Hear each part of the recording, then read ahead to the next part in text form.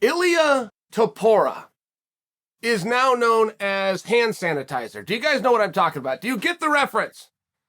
So Ilia is who got into the dust-up with Paddy, the Baddy.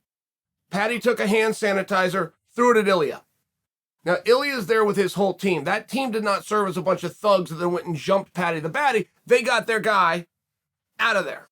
Diffused the whole situation. They deserve credit for that. I mean, that's the way you handle yourself. This team, this is a good team, right? This isn't a team of thugs.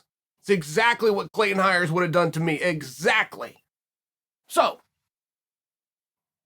this dude's a badass. This Mr. Hand Sanitizer is a straight-up hammer. I went and looked him up, and this does change my opinion, guys. It changed my opinion from Paddy the Baddy being a jerk, misbehaving, and being immature, to all of a sudden I realized who he was standing up to.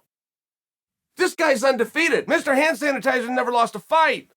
11-0, came through brave, has been in the UFC. I went and looked at his record of all 11 fights. You'd be stunned how many he got out of there in the very first round. I think he's only won one decision.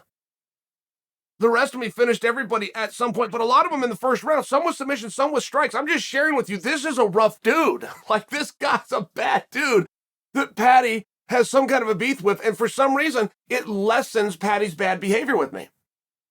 I don't know what that is from a psychological standpoint, possibly even a character flaw. But when I found out who it was, it changed it. It was the same thing with Masvidal, guys. When Masvidal gave a 3-piece and a soda to Leon, which is illegal, it's against, but Masvidal was outnumbered, and that's Leon. Leon hadn't lost a fight in 3.5 years at that point. Leon now, same Leon, hadn't lost a fight in 5 years. Like, that's a rough dude. On home turf with his boys. It's very different for whatever reason, but it's very different. So now I'm looking at this going, okay, I don't think they can make that fight.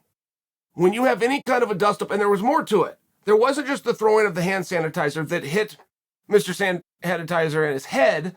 There was also a punch thrown at Paddy. See, if we didn't have the punch, we're having a totally different conversation. That's what changes it from a skirmish, an event, to an attempted assault, right? It's very different. Because I don't feel that the UFC can ever reward that. And when I look at what a tough guy Paddy chose to take on, all of a sudden I do want to see that match, but now I can't.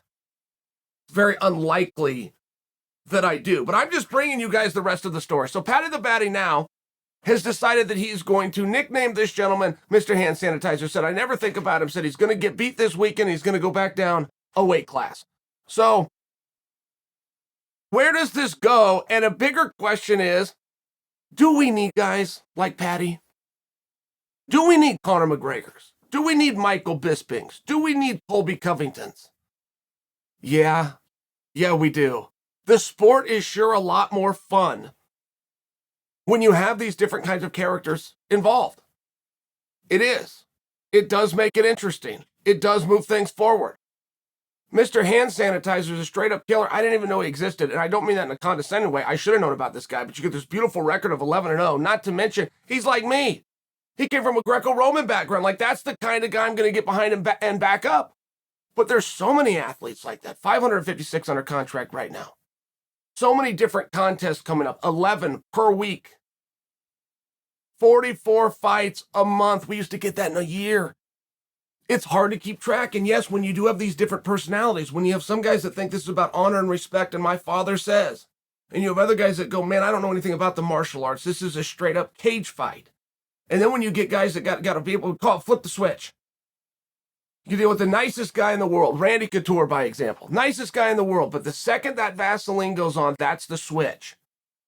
Get in the cage and you become somebody else. But some guys have a hard time turning that off.